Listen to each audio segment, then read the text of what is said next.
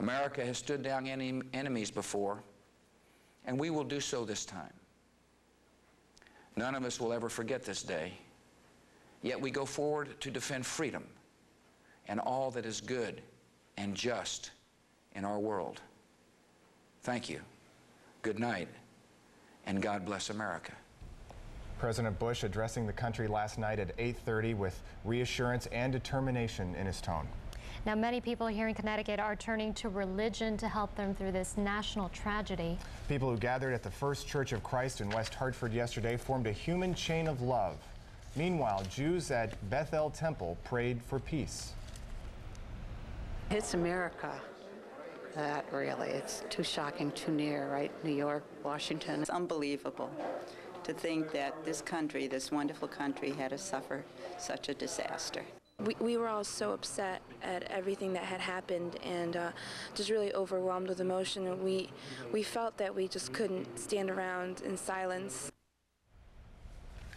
There will be a candle vigil tonight at Central Connecticut State University at the Vance Academic Center.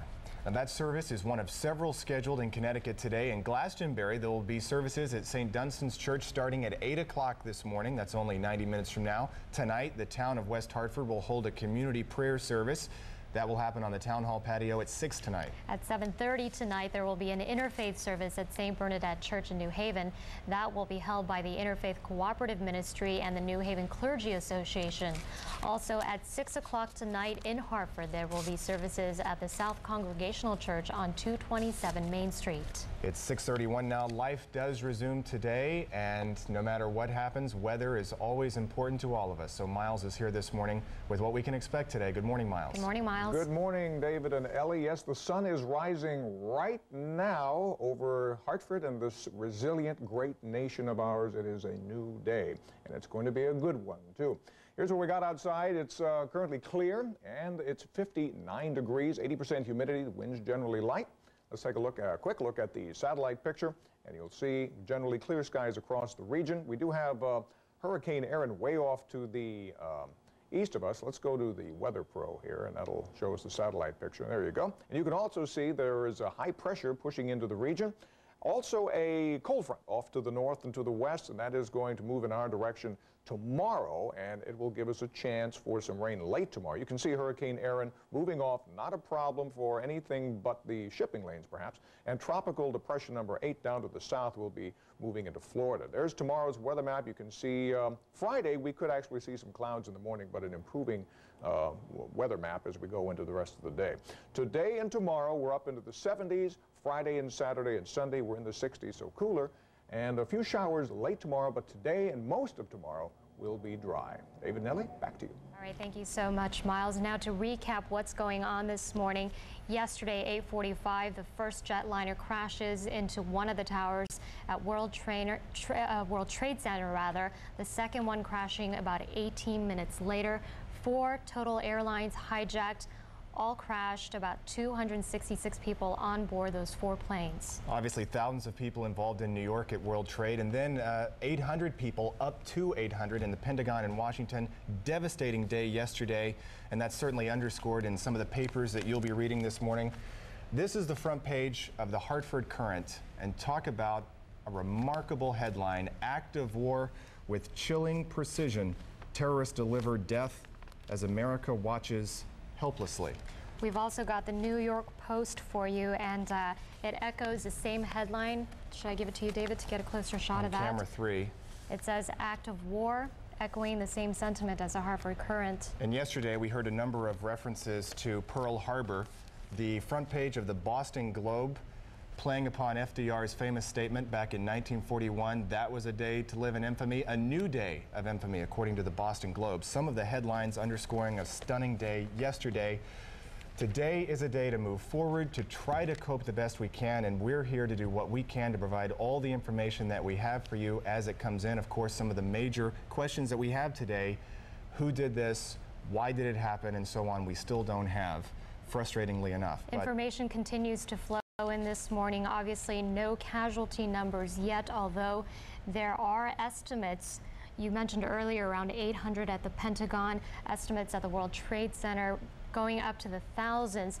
Today here in the state of Connecticut, Governor Rowland is urging everyone to get back to business as normal, and he is expected to address the state at about 7 o'clock in about a half an hour from now. And he's going to do that in about 30 minutes. Kara Sunland is standing by live at the Armory with more on that. Kara, good morning.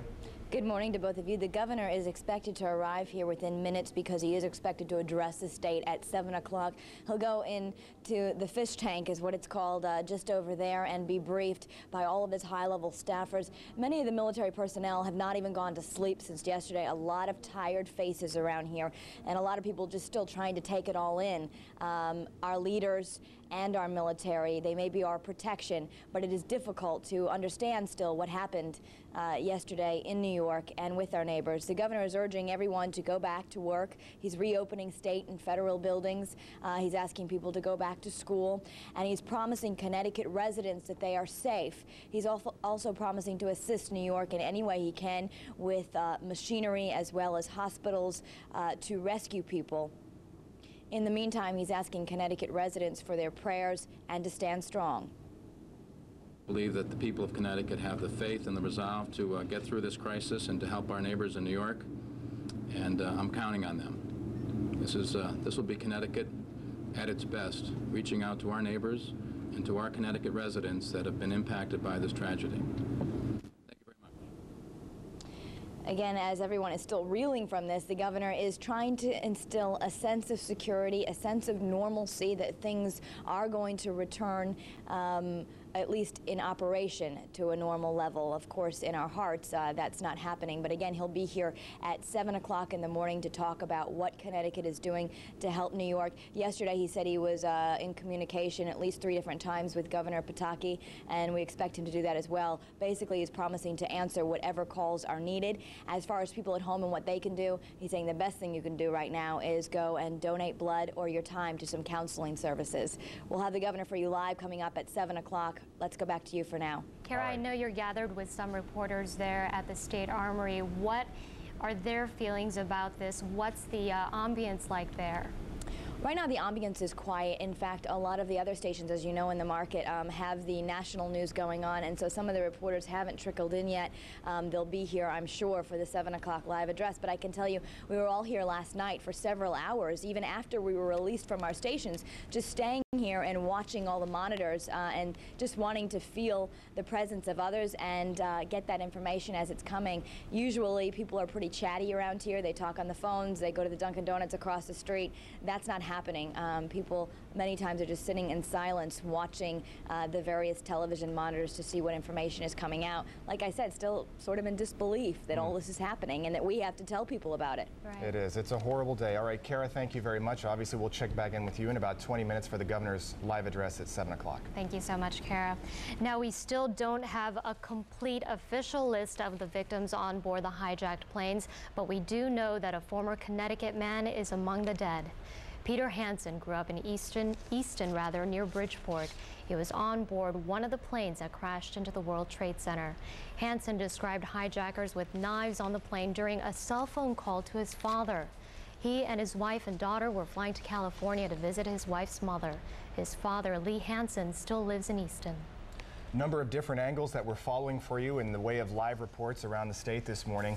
Wounded victims are still expected to come from New York by train and ambulance. Some of those wounded have already begun treatment, and Channel 3's Kevin Hogan joins us live from Stamford with more on this part of the story. Good morning, Kevin.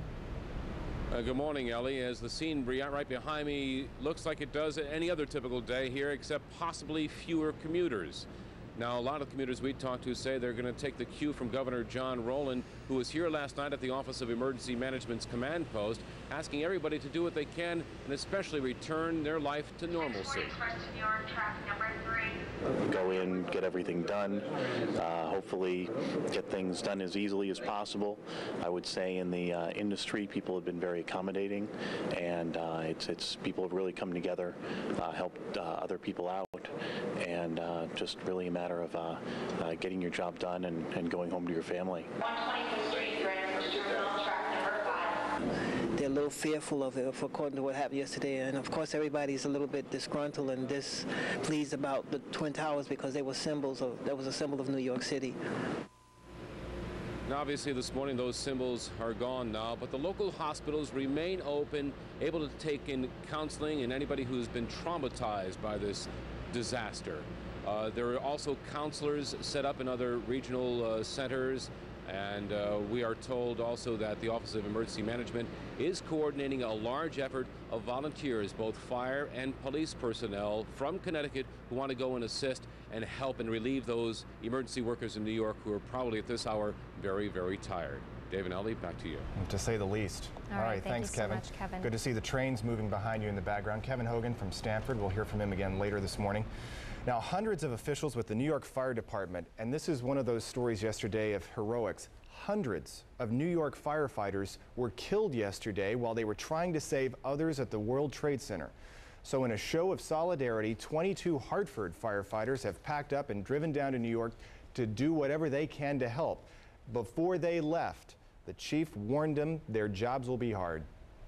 You are going. You're going to see, I'm sure, thousands of people have lost their lives. Hundreds of them will be your brothers and sisters in the fire service. It is not going to be easy on you. I want you to keep yourself safe. Hartford firefighters brought a ladder truck and rescue equipment. An EMS coordinator from Hartford Hospital is also in Manhattan this morning helping out. Crews are searching through the remains of the Twin Towers of the World Trade Center. 5 stories worth of debris this morning. Up to 11,000 firefighters have been called to that scene. Now, some of them have the dreadful job of searching for their co-workers. And Channel 3's Tasha Jamerson is in New York City with the story. Good morning, Tasha. Good morning, Ellie. Good morning, David. The work here has not stopped since that horrific crash 10 o'clock yesterday morning. Look behind me. You can see police officers, emergency workers. These guys have been here all night long, and I have to mention, we just saw, unfortunately, he stepped out of view. A New York Fire Department worker, he's covered in soot, got a ride up the street, and I'm guessing that he is going home. The work gonna continue for, we have no idea how long. And you know, I know that these guys do not like to, these men and women, excuse me, do not like to use, for us to use this term because they feel that this is their job, but they truly are heroes today.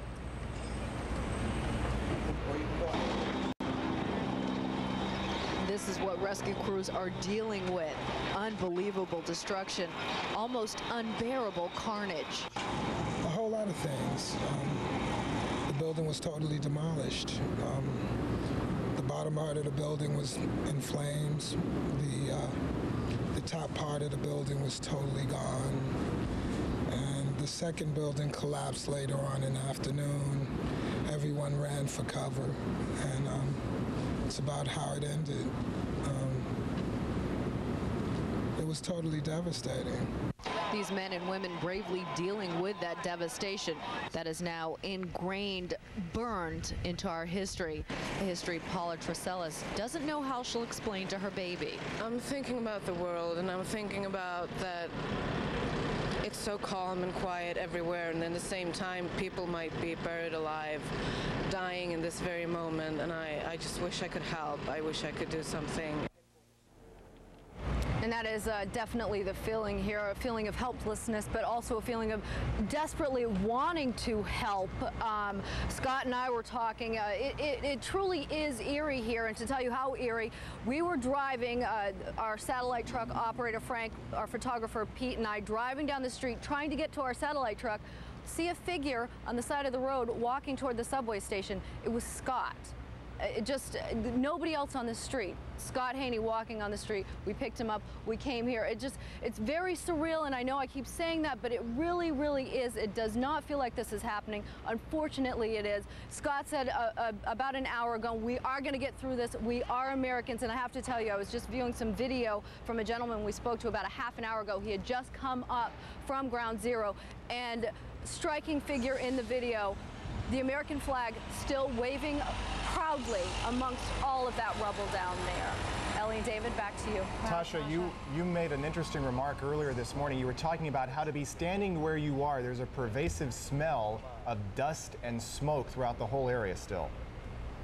Yes, there is. And, you know, people are still flooding up this way. I don't know if we can see anybody coming up this way, but still cars and people coming up covered in soot, covered in all of this dust. I mean, the air feels heavy from it, and we are about 10 blocks away